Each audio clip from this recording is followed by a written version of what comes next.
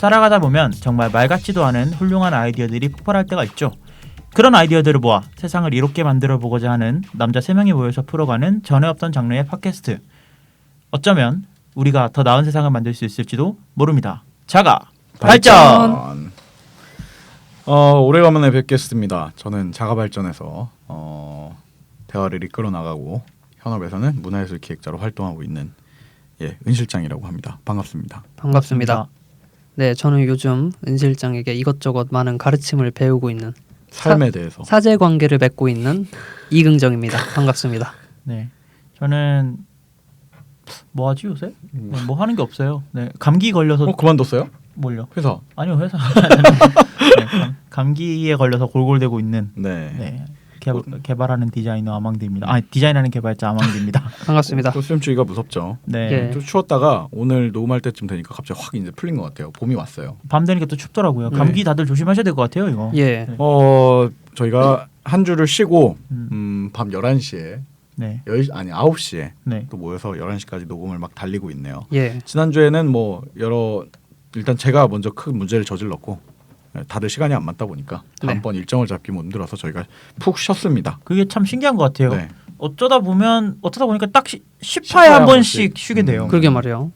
쉬려고 쉰 게 아닌데. 제가 사실 계산하고 있었어요. 대부분 그런 쉼은 저로 인해서 시작하고 있다는 걸 못 느끼셨습니까? 그런 거였어요? 네, 뭐 좋습니다. 아무튼 이번 주에는 그렇게 좀 쉬고 돌아왔는데 쉬고 실장이 자꾸 연차를 쓰고 있는 거였구만. 내가 눈치껏 연차 쓰고 있는 거였어. 네네. 쉬고 돌아온 만큼 그 좀 재밌는 주제를 갖고 왔어야 되는데 이번 주 주제는 저희가 쉰 동안 또 이슈가 있었던 대단한 사건이었죠.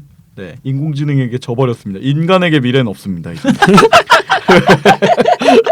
또 저는 요즘 극단적인 생각이 이게 가득 차 있어가지고 졌을 때 너무 좌절했었어. 나는 안 보고 있었잖아요. 다 봤어요. 다 봤어요? 아니 결과만.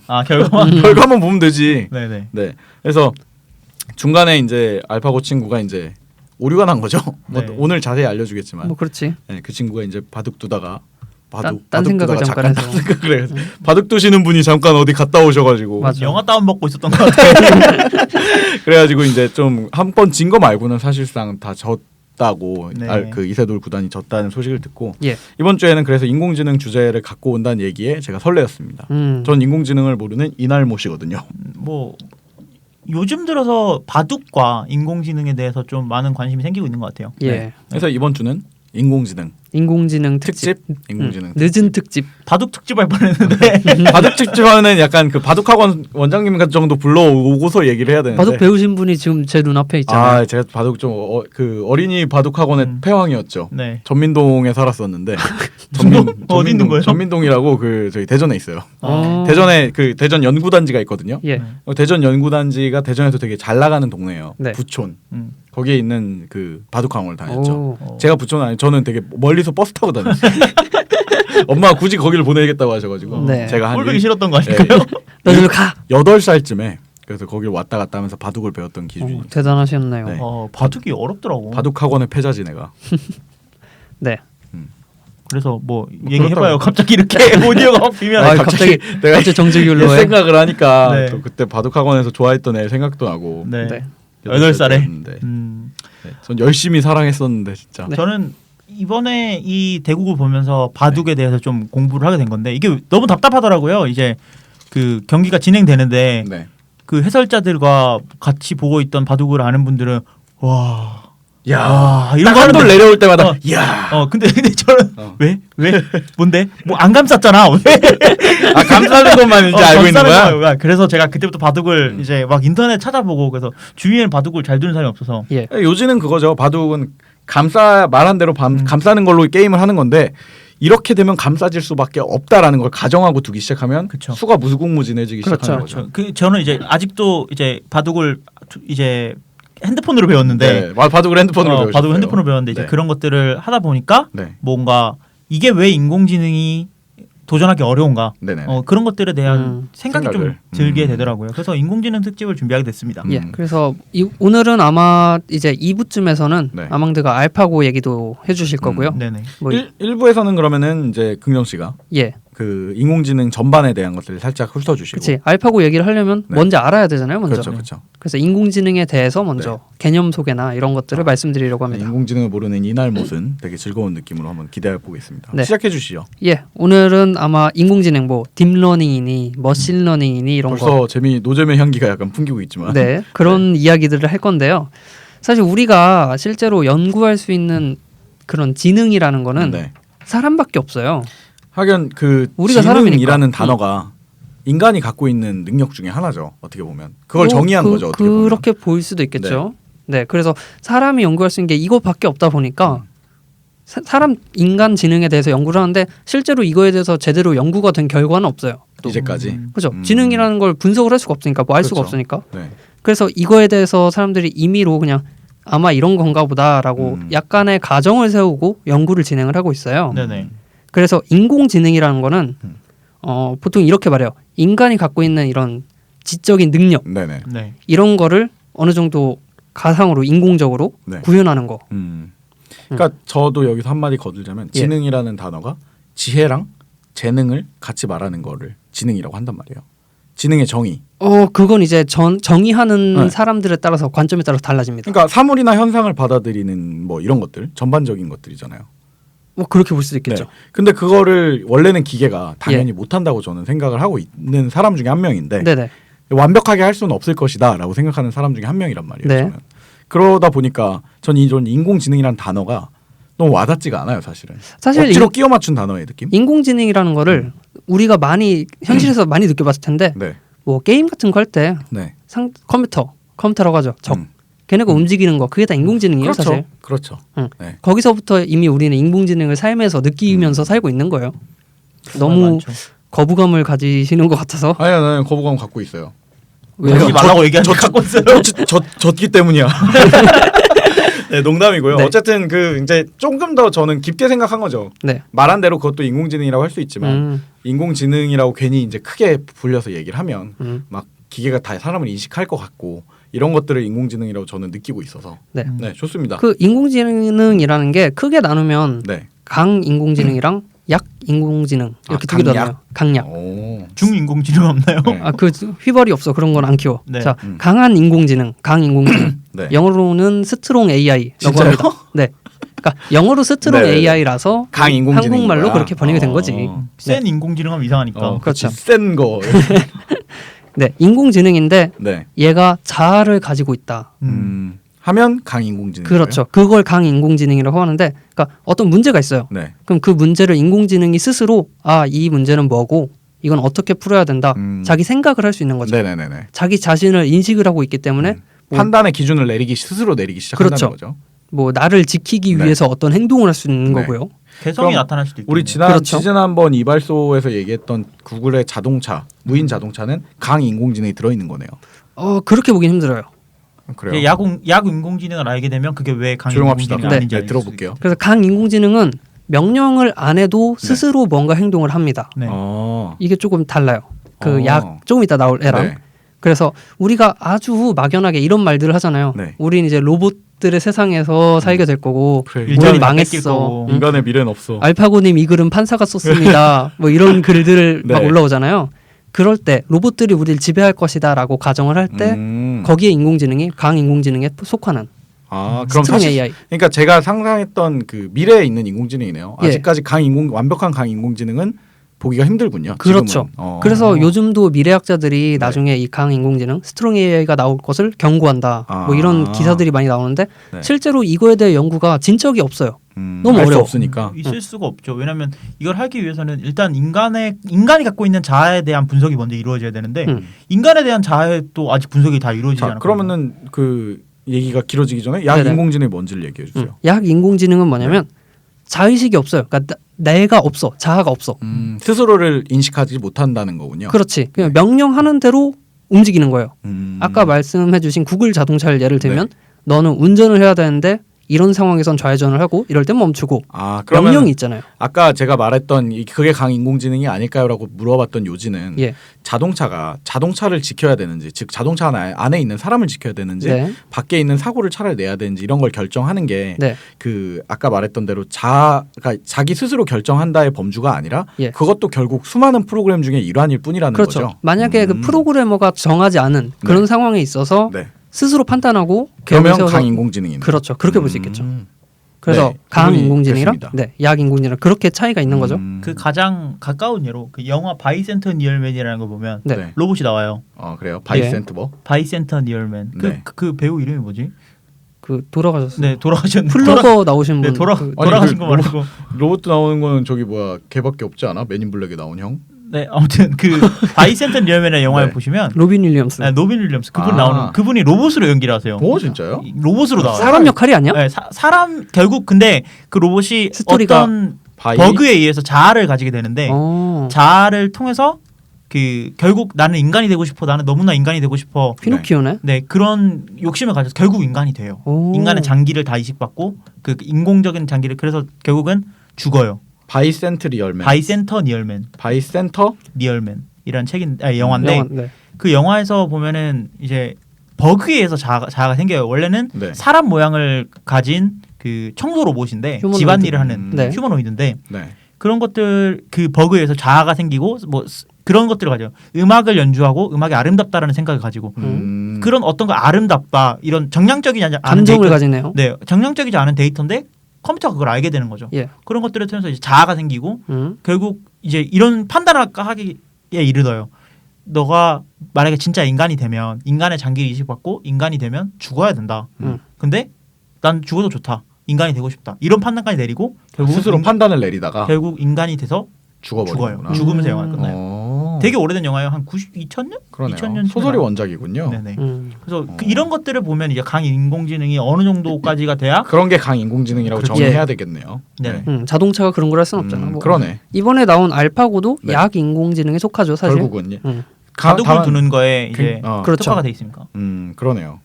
그런 것들인데 이제 이런 인공지능을 그럼 강인이 약인이 뭐 구분을 하고 뭐 어떻게 만들고 그럼 인공지능을 만들었는데 이걸 평가를 어떻게 할 것이냐? 그 IQ 테스트 하면 되는 거 아닙니까?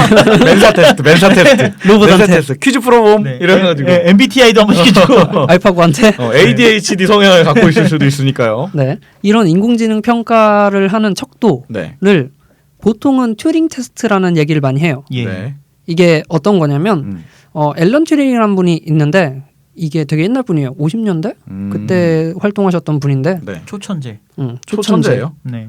50년대인데 앞서간 거야 그러면은? 만능이야. 수학자였고 뭐 전문가였어요. 하여튼 영화도 있죠. 그래요? 그 이미테이션 게임. 네. 아 그분이에요, 그분? 예. 네. 셜록 나온 영화. 그분이네요. 오이형이요. 네.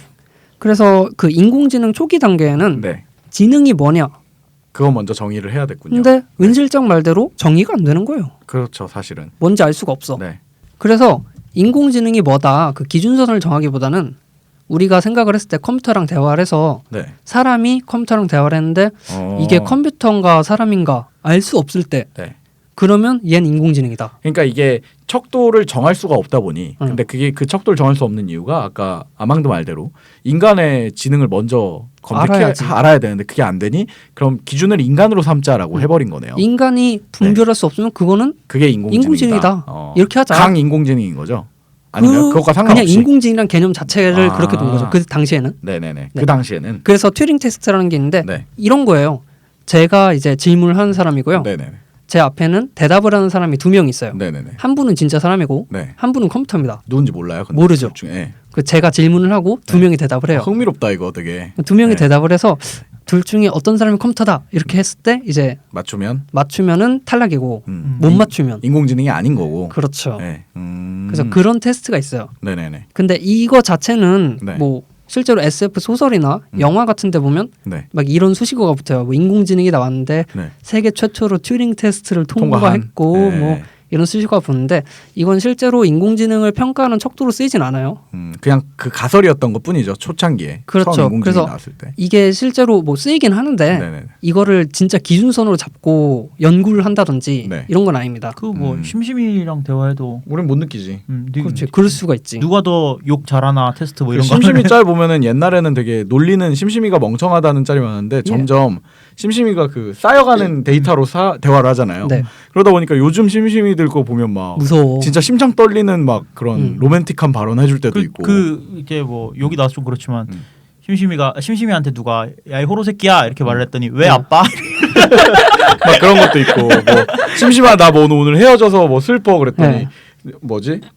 학교 가서 울지 말고 기다리고 있어. 내일 가서 사귄다고 해줄 테니까 박력 있는 말 해주고. 그런 걸 물어봐요? 그러니까 그런 걸 보내면 우울하니까 그냥 보내면 그런 대답이 온다는 거죠. 이제 솔직히 말해서 컴퓨터가 이것까지 대답할 수 있을까라고 물어보는 것까지 다 대답을 해주는데. 근데 그거 물론 심심이는 인공지능 그러니까 뭐 심심이가 어떤 문장을 만들어서 하는 건 아니고 데이터베이스에 매칭되는 말을 하는 것뿐이지만 맞아요. 그래도 이제 어떻게 보면 집단지성을 이용해서 어떻게 보면 그렇죠. 인간의 지능을 좀 빌려서 쓰고 있는 거라고 볼 수도 있겠죠. 네. 볼 수 있을 것 같아요. 그래서 방금 말씀드린 튜링 테스트를 응용을 하면 어떻게 되냐면요. 보안 기술 중에 이걸 응용한 게 있어. 캡차. 그게 그거군요. 어떻게 보면 그러네요. 사람이 보고서 판단할 수 있으면 그건 사람인 거고. 사람은 이제 글씨를 이상하게 써놔도 읽을 수 있는데 로봇, 그러니까 컴퓨터는 읽을 수가 없잖아요. 만약에 컴퓨터가 그걸 인식하고 들어오면 그건 인공지능이 아닐까라고 상상을 할 수도 있겠죠. 그럴 수 있겠네요. 그게 요새는 있다고 하더라고요. 또 캡처를 또 인식하는 그런 것들은 또 만들어내긴 하죠. 요즘 기술이 발달하면서 그게 이제 뚫리니까 뭐 구글이나 뭐 알리바바 이런 데서는 시각적인 거 외에 진짜 짜증나요 그거. 아니 구글에서는 이런 것도 있어요. 그림 4개를 보여주고 그래 그게 너무 짜증난다고요. 이 중에 피자가 아닌 것을 고르시오. 뭐 이런 거. 페이스북에서는 이 중에 네 친구가 아닌 사람을 골라라. 오 그거 진짜 어렵다. 그러니까 이런 거는 사람이고 본인인 걸 정확하게 인증을 할 수 있겠죠. 그래서 아까 말씀드린 그 튜링 테스트가 이런 식으로 활용이 된다. 뭐 이런 말씀을 드린 거고요. 그래서 이 인공지능이 어떻게 구현이 되느냐 그 원리를 좀 말씀을 드리려고 해요. 예전에는 초창기를 말씀드립니다. 인공지능 50년대에 이제 시작을 한 이론이라서 그때를 초점을 두고 말씀드리면 그때는 전문가 시스템이라는 그런 기술을 이용을 했어요. 전문가 시스템. 그게 튜링 테스트의 발전 같은 거예요? 아니요. 튜링 테스트는 다른 얘기고 이건 이제 그 알고리즘, 인공지능을 구현하는 원리죠. 아니 난 전문가 테스트라길래 튜링 테스트를 다른 전문가를 앉혀놓고 테스트한다는 건 줄 알았어요.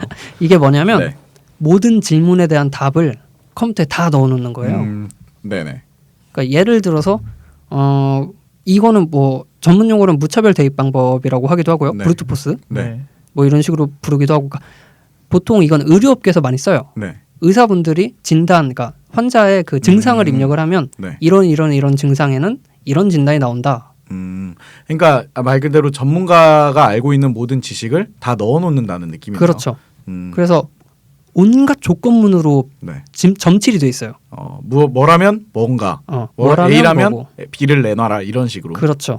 그게 어마어마하게 쌓여 있다 보니까 굉장히 정확해요. 그 규칙이 많이 쌓이다 보면. 이게 뭐라고요? 전문가 시스템. 그럼 심심이는 전문가 시스템으로 만들어진 거네요. 어느 정도 반영하고 있다. 그렇게 볼 수 있죠. 네. 그래서 사전에 입력한 조건에 따라서 얘네가 대답을 하는 건데 문제는 사전에 입력한 조건이랑 조금만 달라도 대답을 못해.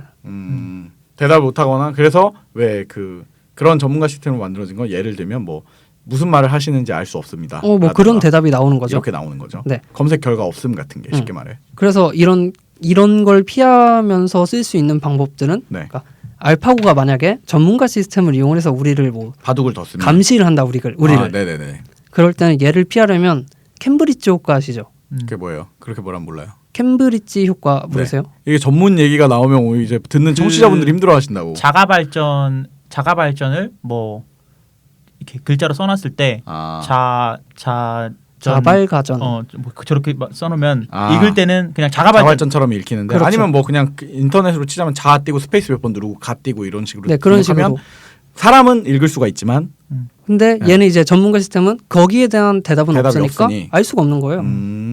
그래서 초창기에는 그렇게 다 인공지능이 구현이 됐었어요. 그래서 결함이 결국 그 빠져나갈 수밖에 없는. 그렇죠. 이거의 한계는 이게 너무 많다 보면 네. 이걸 처리할 수 있는 하드웨어적인 한계가 네. 오기 시작을 하는 거죠. 그렇죠. 세상에 모든 룰을 다 넣을 수는 없잖아요. 사실. 쉽게 말해 자가 발전이 쓰이는 모든 방법을 다 도입해 놓을 수는 없으니까. 예. 그러네요. 이게 전문가 시스템의 그 단점은 어느 정도의 데이터가 이제 쌓여서 되는 건데 예. 결국 이거는 기계 인공지능이 아니고 사람의 지능을 네. 그냥 옮겨놓은 그렇죠. 정도의 수준밖에 안 되는 것 같아요. 사람의 지능이 계속 바뀌어가면 네. 그거는 따라가지 못하는 상황이 되는 거죠. 네. 결국은.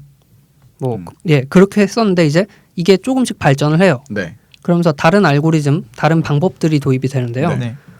이제 말씀드릴 거는 머신러닝이라고 하는 기술이고요. 네. 머신러닝. 예, 한국말로는 기계학습이라고 그러니까 합니다. 그 전문가 시스템의 한계점을 계속 보다 보니까 예. 그 다음으로 인공지능을 만드는 방법의 제시가 됐던 게 그렇죠. 머신러닝. 다른 네. 방법을 이용을 해서 만들자. 네. 그게 기계학습이요. 그렇죠. 네.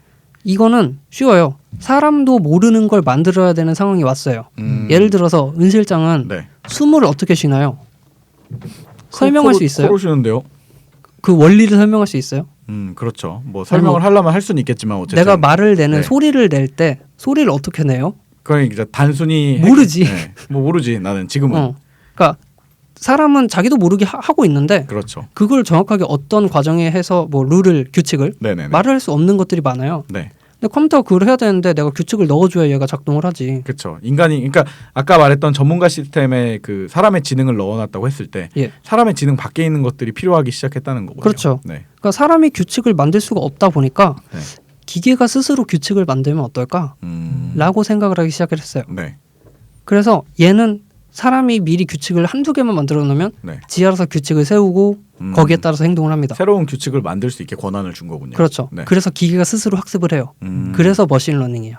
근데 그 학습의 기준은 뭐가 예. 있어야 될 거 아니에요. 예를 들어서 그냥 무한대로 네. 그 두 개가 입력 받았으면 그 두 개를 갖고 계속 규칙만 만들면 네. 잘못된 규칙들은 잘못됐다는 걸 인지하고 있어야 될 거 아니에요. 그렇죠. 이제 이 기계 학습을 하는 중간에는 네. 한 3가지 정도가 있는데 처음엔 지도 학습이라는 게 필요해요. 아 학교 애들 가르쳐 주듯이. 그렇죠. 그 개발하시는 분이 네. 선생님이고 초기엔 프로그램은 전문가 학생이죠. 시스템이라는 얘기네요. 초창기에는. 약간 비슷해요. 네. 그래서 아까 말씀드린 캡차를 예로 들어볼게요. 네. 회원 가입할 때 쓰는 그 본인 네네네. 인증하는 문구들. 네.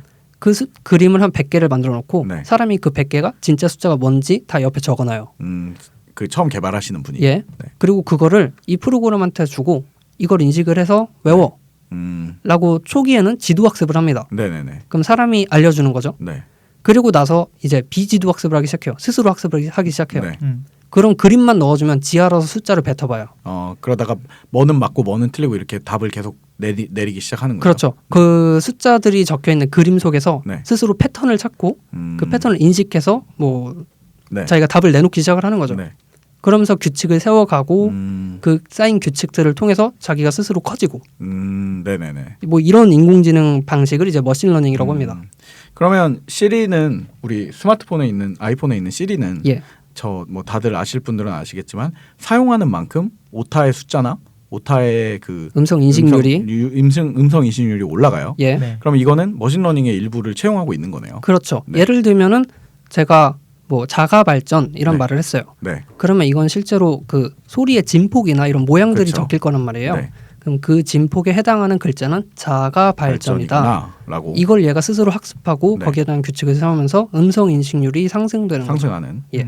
그리고 또 재밌는 게 우리가 인터넷 검색을 하다 보면 네. 이제 한영 변환을 안 하고 네네네. 자가 발전을 검색했는데 뭐 WKRKQ 뭐 그렇죠. 이렇게 막 쓸 때가 있잖아요. 네. 한영 안 하고. 근데 이제 이런 경우에 있어서도 이 사람이 이런 이제 검색 엔진들이 학습을 하는 거죠. 네네. 이 사람이 이렇게 쓰고 나서 이걸 고치고 다시 다 지우고 자가 발전이라고 다시 검색을 하네. 그러면 다음번에 검색을 했을 때는 얘가 이제 영어로 검색을 하더라도 한글로 추천해 주는 거죠. 너 자가 발전 검색하려고 했었지. 지읒 점을 찍는 순간에 네. www라고 인식하고 있는 그런 것과 거죠. 비슷한 거네요. 그런 것들을 이제 학습을 통해서 이제 배우는 거죠. 그렇겠군요. 네. 원래는 이제 자가 발전이라는 걸 검색을 하면 WKR 뭐 이런 식으로 입력을 하면 자가 발전 돌려줘라 이렇게 다 하드코딩 있던 거를 옛날에 있던 것들은 그런 것들을 일일이 가르쳐 주기 전까지는 절대로 추천을 안 했었는데 그렇죠. 이제는 스스로 배워가면서 하고 있다는 얘기군요. 네. 그래서 이런 머신러닝이란 개념은 거의 모든 산업 분야에서 쓰이고 있어요, 실제로. 아 그래요? 그거 없이는 이제 안 돌아갑니다, 아무것도. 그 정도로 발전을 한 거군요. 예, 이게 거의 모든 곳에 다 쓰이고 있고요. 네. 예를 들면 어떤 부분에서? 뭐 방금 말씀하신 검색 부분도 검색 그렇고요. 시리도 그렇고 그냥 다 쓰인다고 보면 돼요. 뭐 인공지능이 들어간 데는 다 쓰인다고 보면 돼요. 친구 추천도 뭐 요새는 결국은 다 그거의 베이스군요. 머신러닝의 베이스. 그러니까 우리가 가장 쉽게 예측할 수 있는 걸로는 뭐 추천 시스템 있잖아요. 그렇죠. 그런 것들은 거의 다 머신러닝을 이용하고 있다고 보면 돼요. 요즘의 추천 시스템들은. 그러니까 빅데이터가 뭐 잠깐 떴을 때 있잖아요. 빅데이터가 이슈가 됐던 것도 결국 빅데이터만 있으면 머신러닝을 더 손쉽게 구현을 할 수가 있기 때문에. 그렇죠. 학습하는데 도움이 되니까. 그 아까 말했던 그 지도학습 그 단계에서 빅데이터를 활용해서 한 방에 다 넣어버릴 수 있는 거죠. 그렇죠. 그리고 그게 인간들이 결국 만들어낸 빅데이터라는 게 인간의 지능이 거기 담겨져 있으니까 더 많은 외부 정보까지도 받아들일 수가 있겠네요. 이 빅데이터 개념이 나오면서 이제 그 사람들에 대한 행동 반경이나 뭐 이런 대답이나 이런 것들이 인터넷에 다 있잖아요. 예를 들어 내가 고양이라고 검색을 했어. 그럼 고양이가 들어간 사진들이 어마어마하게 나오겠지. 그럼 얘가 이제 그 사진들을 인식을 하면서 고양이에 대한 패턴을 찾고 물론 그중에 잘못된 사진도 있을 거예요. 하지만 제대로 된 사진이 더 많기 때문에 그 오차율이 점점 적어집니다. 그러니까 쉽게 말해 이게 고양이라는 걸 인식하기 시작한다는 거네요. 그렇죠. 그 빅데이터 자료만 있으면. 그렇죠. 그래서 결국에 이 인공지능이 이게 고양이다, 이게 강아지다를 스스로 판단하는 거예요.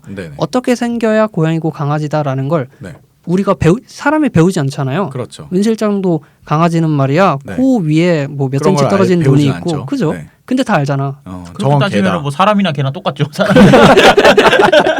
그러니까 그 쉽게 말해 지금까지 나온 인공지능의 그 큰 두 가지 구현 원리들을 보면 처음 전문가 시스템에서 시작해서 지금은 기계학습 단계로 넘어갔다는 게 그렇게 크게 볼 수 있어요. 지금 결국 보면은 그 사람이 태어나서 그 누군가로부터 학습을 받고 부모님이나 아니면 그 학교에서 이제 배움을 얻은 다음에 이제 성인이 돼가는 단계에 중간 단계쯤 와 있는 거네요.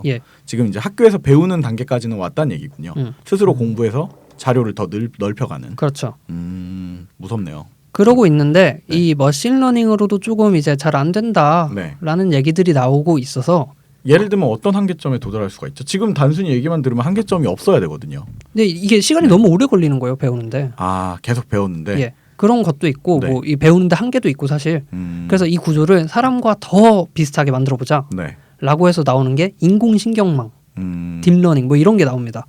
이 기술은 나중에 지금 이제 뒤에 나올 알파고에도 적용된 기술들인데요. 신경망 얘기를 하기 전에 사람에 대해서 먼저 얘기를 해볼게요. 사람의 신경망은 이거 좀 과학 얘기인데 신경망이라는 걸 먼저 정의해야 될 것 같아요. 신경, 뇌에 들어있는 뇌 뉴런 뭐 이런 거 들어보셨죠? 저한테 있어서 신경은 다치면 엄청 아픈 곳이라는 것만 알고 있습니다. 치과에서 치료할 때 아픈데 아닙니까? 신경 치료한다 그러면 긴장하고 가야 되는? 그 뇌에 들어있는 뉴런, 그 뇌세포 파괴된다 그러잖아. 머리 나빠진다고. 핸드폰으로 통화하면 그 파괴된다 하더라고요. 뭐 잡설이고 어쨌든 그 뉴런 이런 것들 그런 게 있잖아요. 그 뉴런들이 작동하는 원리를 조금 가져온 거예요. 점점 그게 DNA 분석이랑 이런 게 과학이 발전하다 보니까 그걸 컴퓨터로도 어떻게든 조금씩 더 갖고 오고 있다는 얘기군요. 그래서 아 이게 뉴런들이 뭐 이렇게 움직이네, 뭐 저렇게 움직이네, 뭐 시냅스가 뭐 어떻게 되네, 뭐 이런 걸 알다 보니까 컴퓨터에도 이걸 적용해 보자라는 생각이 들어서 만들게 되는데요. 인간의 뇌에는 이 생물학적으로 신경학에 대해서 뭐 이런 알고리즘들이 어느 정도 들어있다고 해요, 사실. 그래서 그걸 따온 건데 지금 이런 사람 뇌에 있는 뉴런, 시냅스 이런 게 뉴런이 한 1000억 개 정도 있다고 해요. 근데 이 1000억 개를 컴퓨터에 실제로 만들긴 어려워. 아무리 기술이 좋아도 그것까지는 슈퍼컴퓨터가 할 수가 없어요. 그렇죠. 한계가 있는 거지. 왜냐하면 인간의 그건 아직도 분석이 덜 끝났다고 그러니까. 그래서 인공신경망이란 기술 자체는 1980년대에 나온 거예요. 아, 일찍 나왔네요. 개념은 되게 옛날이야. 근데 이거를 적용하려니까 컴퓨터가 안 따라주는 거죠. 사람처럼 할 수가 없다.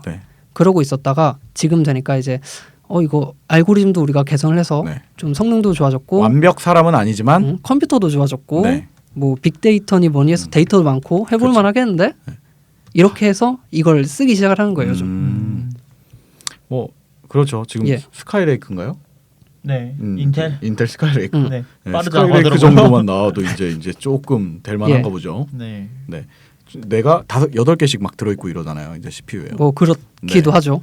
요새는 CPU로 처리를 안 하고 다 GPU로 처리를 하니까. 예. 그래요? 네. 이제 그 CPU를 이용을 해서 네. 이런 연산들을 했는데요. 네. 이게 무리가 있다 보니까 요즘 그래픽 카드가 네. 게임을 하면서 너무 좋아졌어. 그렇죠. 막 CPU보다 더 좋은 애들도 있어요. 그래요. 그런데 GPU는 이제 그래픽 카드는 여러 개를 달 수 있단 말이에요. 그렇죠. 그래서 거기다가 이걸 그럼 그래픽 카드 어차피 노니까. 우리 그 모니터도 없는데 네. 그냥 너네 쉬지 말고 일 좀 해. 네. 그 일을 나눠주는 거지. 그럼 CPU는 관리자고 노동자는 GPU네요. 그래서 CPU는 이제 자기 네. 할당 일을 하고 네. 또 그래픽 카드한테 일을 어머. 주는 거예요. 작은 사회가 컴퓨터 안에 구성됐어.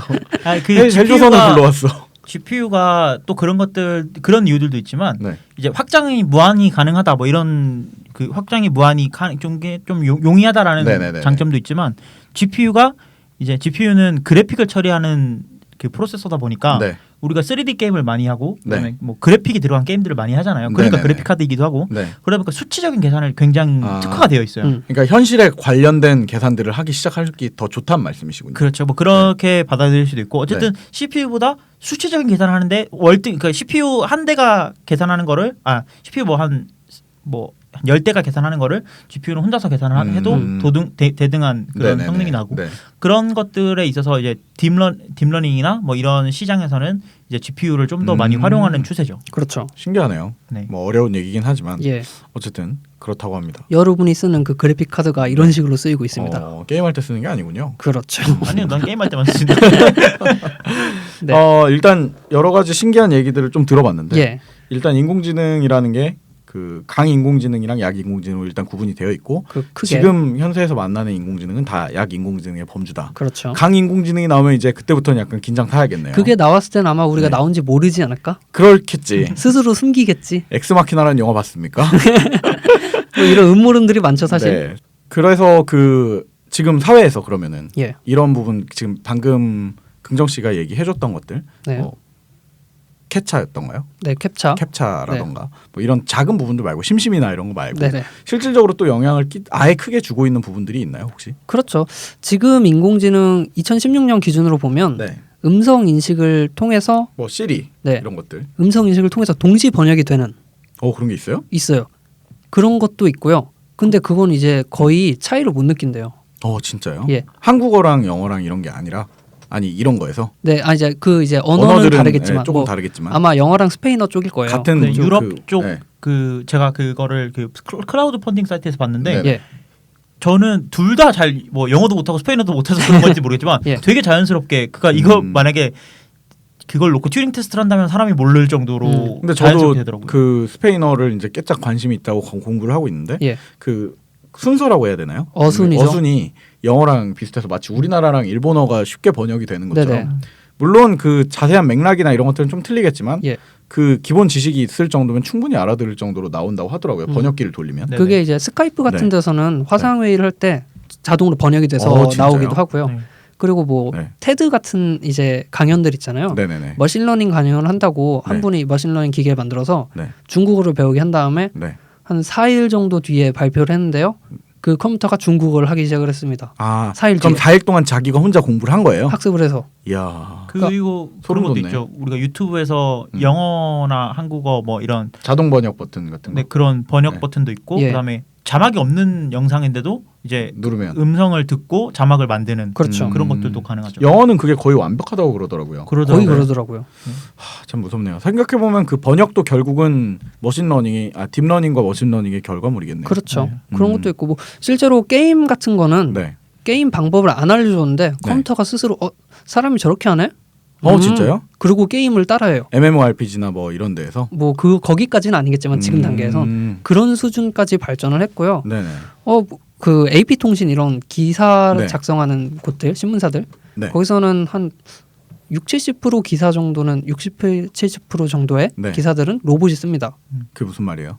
그러니까 인터넷상의 핫 이슈들을 갖고 온 다음에 기사를 써요. 기사를 기본적으로 초안을 잡아놓고 프로그램이 써서 사람이 검수만 해서 그냥 발행을 해. 우리나라도 연예부 기사들은 다 기계가 쓴대요. 진짜요? 예, 여러분은 사람이 쓴 기사가 아닌 로봇이 쓴 기사를 보고 계신 기레기가 아닌 거야. 기레기가 아니라 기로봇이네. 기로봇인 거지. 기로봇이 쓴 거네. 네. 그럼 댓글 달아도 별로 상처 안 받을 거 아니야. 상처 안 받죠. 그렇죠. 그래서 계속 나오는구나 그런 기사들이. 그 밑에 기자 누구누구 기자 이렇게 나오는 거 바이라인에 써 있는 기자들은 네. 확인 누른 사람들인 거야. 그러니까 컨펌한 사람, 담당자. 네. 그럴 수 있겠네요. 네, 그리고 식으로. 그런 것과 지금 와닿는 게 이제 실제로 그런 기사들을 보면 약간 같은 패턴을 유지하는 기사들이 되게 많아요. 비슷비슷하게. 제목 뽑는 것도 그렇고. 그리고 가끔은 말도 안 되는 소리라는 기사들도 있잖아요. 그렇죠. 그런 것들이. 그래서 뭐 패륜 드립 이런 거 나오는 것도 예. 기레기 하는 것도 로봇이다 보니까 이제 좀 양해해줘야겠네 그러면은 아직 잘 몰라서 그러는 거잖아. 그래서 지금 말씀드린 것들이 빅데이터니 뭐 딥러닝이니 이런 게 도입되면서 네네. 사실 한 2, 3년 전만 해도 이런 건 불가능했어요. 그렇죠. 저도 지금 상상 밖의 얘기를 들은 거라서. 그런데 이런 게 나오면서 진짜 한 수십 년 앞당겨진 거죠. 기술 그렇겠네요. 발전으로. 네. 그래서 이게 인공지능이 좀 웃긴 게 이게 좀 당연하다 싶으면 더 이상 인공지능이 아니다라고 얘기를 해요. 예를 들면 50년대만 해도 사람이 쓴 글씨를 인식해주는 그런 인공지능. OCR이라고 하죠. 요즘은. 그 인공지능이라고 합니까? 아니었었죠 그때는. 사람이 말하면 그걸 인식을 해. 음성 인식을 하는 인공지능은 어떨까라고 했더니 지금은 또 그 인공지능에 포함 안 되잖아요. 그때는 그게 진짜 인공지능의 혁신 같은 느낌이었을 거 아니에요. 그렇죠. 그러니까 얘네는 그것 때문에 인공지능으로 인해 만들어진 기술들이 산업 전반에 다 퍼져 있어요. 하지만 그거를 우린 인공지능이라고 인식하지 않고 있네요. 그렇죠. 그러니까 인공지능 역사의 발달로 우리가 되게 얻는 혜택이 많아요, 사실. 그렇네요. 그래서 지금 얘기의 연장선이라면 인공지능이 발전할수록 우린 그게 인공지능이라는 걸 못 느끼고 살게 되잖아요. 그렇죠. 그럼 이후에 진짜 강인공지능이 나왔을 때는 정말 얘기대로 이게 인공지능이 세상에 있다는 걸 못 느끼고 있을 수도 있겠네요. 그럴 수도 있어요, 정말로. 조심하셔야 합니다. 나 소름 돋았어. 그 강인공지능 때문에 네네네. 앞으로 한 2, 30년 내에 일자리가 다 사라질 거다. 이런 이야기들이 많잖아요. 그러면 이제 다시 러다이트 운동 해야 되는 거지. 다 부시고. 너는 개발자니까. 그래서 먹고 살만하겠지. 정치적으로는 기본소득제라는 거를 그게 나온 이유가 AI 때문이에요. 기본소득제는 뭐죠? 3인주의 국가에서는 이제 그러니까 길게 풀어서 말하면 사회민주주의 국가. 예를 들면 어떤 국가가 있을까요? 뭐 스웨덴, finland, 뭐 프랑스도 대표적인 얘기고요. 북조선. 네, 지금 북조선 아닙니다. 북조선은 사회주의 국가고요. 지금 말씀해주신 그 기본소득제, 기본소득제를 하는 곳은 뭐 핀란드, 스웨덴 같이 북유럽 쪽에 좀 있죠. 네, 그러니까 쉽게 복지 말하면 좀 좋다 하는 나라들. 그죠. 쉽게 말하면 세금을 높이고 국가에서 이제 기본적으로 너 일 안 해도 월급을 주는 거죠. 국가에서. 백수라도. 네. 그런 나라들은 이미 이걸 하고 있는데 근데 그 베이스에 기술이 발달했기 때문에 그것들이 가능해지기 시작을 한다는 거죠. 아니 기계가 사람의 일자리를 뺏을 거니까 그렇게 진행을 하자는 거죠. 그러니까 너네 이제 돈 줄게. 뭐 이런 식으로 아예 정치적으로도 AI가 미친 영향이 굉장히 커요. 그러겠네요. 저는 그래서인지 이게 좀 공포감이 좀 많이 커지고 있는 것 같아요. 국가가. 그러니까 지금까지는 아무도 인공지능을 무서워하지 않았는데 바둑 한 판 이겼다고 너무 무서워하는 사회가 공포감에 찌들어 있는 거야. 이게 제가 트위터에서 봤는데 그런 글이 있더라고요. 바둑이 사람을 이긴다고 무서워할 게 아니고 인공지능이 바둑판을 뒤엎고 아씨 안 해 이러고 나가면 그때는 무서워야 된다고. 그게 진짜 무서워야 되는 거지. 그게 진짜 무서워야 되는 거야. 그럼 진짜 약간 두다가 안 해 이러면서 아니면 한 수만 물리자라고 얘기하는 순간에 요새 그런 짤도 있잖아요. 바둑 뭐까지 주네 하고 이게 진짜 근데 저도 무서워지는 그 요지가 약간 그렇게 생각을 하는데 이 사람의 컨트롤 안에 있다는 거잖아요. 그 바둑에서 이기는 것 자체가 어떻게 보면 이기게 프로그램이 된 거니까 이긴 거죠. 그러니까 그 무서워할 필요는 없다고 보지만 저도 약간 그 중간에 야 나 안 둘래라고 얘기를 하는 순간이 진짜 무서워지겠네요. 이거 개인적으로 이제 마무리 지으면서 말씀을 드리면 이 인공지능이 초창기에 한번 발전을 빡 했을 때 70년대쯤 그때 한번 터졌었는데요. 그때도 이런 말이 나왔어요. 앞으로 10년 안에 인간 정도의 지능을 가진 인공지능이 나올 거고 앞으로 10년에서 20년 사이에 모든 일자리가 사라질 거다라고 인공지능의 수장이격인 분이 말씀하셨어요. 70년도에. 지금 우리 격려해 주는 거예요? 걱정 안 해도 된다고 그래서? 걱정 안 하셔도 됩니다. 그리고 특히 뭐 나사 같은 곳을 예로 들면 거기서 뭔가 대단한 걸 발표했다. 라고 하는데 우리가 보기엔 별로인 것들이 많잖아요. 그렇죠. 그리고 거기서 우리 과장하는 이유가 네. 우리 이런 거 하니까 좀 봐주세요. 맞아요. 이런 거라서 인공지능 개발하시는 연구하시는 분들도 좀 과장해서 하는 그런 경향이 있기 때문에 누구나 어떤 과비든 막 그럴 수 있죠. 네, 그래서 너무 여기에 대해서 이제 나 어떡하지 큰일 났다 뭐 이런 걱정은 안 해도 됩니다. 그건 좀 무섭더라고요. 네. 저는 이제 하는 일이 개발이다 보니까 구글에서 또 알파고를 만든 구글 아닙니까? 네. 예. 구글에서 이제 자동 프로그래밍 되는 거 나온 거 아님? 개발하는 인공지능 만들겠다 뭐 이런 얘기를 해가지고 내 일자리 없어지는 거 아닌가 이런 했는데 천만다행히도 공연 진행하는 거는 아직까지는 할 수가 없어요. 문화예술 쪽은 다행히 아직까지는 먹고 살만합니다. 대신 이제 로봇이 좋아하는 작품을 만들어야 되는 사회가 올 수도 있지. 이런 인간 놈들이 이러면서 이렇게 뒤엎을 수도 있고요. 예. 근데 다만 조금 뭐 무섭다는 표현보다는 약간 놀라웠던 것은 저희가 지금 바로 2주 전에만 해도 그 알파고와 이세돌 그거를 저희가 이발소에서 다루면서 예. 뭐 당연히 바둑은 사람이 이길 수밖에 없다라고 얘기를 했어요. 그리고 그럴 수밖에 없는 게 또 바둑학원의 패자 입장에서는 그 바둑의 수가 그 체스나 뭐 장기보다 훨씬 더 많기 때문에 이걸 계산한다는 것은 일종의 전쟁을 진행해도 전쟁에서 이제 승패의 요건을 막 계산하기 시작한다는 거로 봐야 되기 때문에 예. 좀 질 수밖에 없을 것이다 로봇이라고 얘기를 했었는데 뒤집어진 거죠. 2주 만에. 네. 그래서 저는 진짜 사람에게 미래는 없다고 생각을 잠깐 했었습니다. 그게 전 너무 재밌었던 게 그 바둑 TV 바둑 TV가 있는지도 처음 알았어요. 몰랐어요? 바둑 TV에서 보는데 막 인간과 로봇의 대결, 뭐 최후의 대결, 뭐 이런 거 인류 나와서. 최후의. 왜냐면 바둑 TV 입장에선 진짜 최후거든. 그게 그걸 보면서 바둑 진다고 인류가 멸망하는 건 아닌데 뭐 이런 바둑 TV 입장에서는요 그게 지잖아요. 그럼 미래에 한 금 몇 년도 후에는 사람들이 바둑 두는 사람들이 없어지면 그냥 로봇 2명 이렇게 앉혀놓고 계속 24시간 돌리고 있으면 되는 거 음악 방송처럼. 그러니까요. 그러네. 네, 뭐 몇 단으로 세팅하고 시작해 보겠습니다. 이러면서 뭐 중국식으로 세팅하고 시작해 보겠습니다 이런 걸로. 네, 이번 2부에서 제가 그런 뭐 게임에 대한 체스 게임도 있고 그런 것들에 대한 이야기 한번 해볼게요. 좋습니다. 그럼 2부를 기대하면서 네. 잠시 쉬고 오죠. 이게 재밌네요. 나 그 인공지능 얘기한다고 해서 우리 또 망한 줄 알고 걱정하고 있었는데 재밌다. 디바이스 아니니까. 디바이스 아니니까. 예. 네, 2부에서 만나뵙도록 하겠습니다. 네.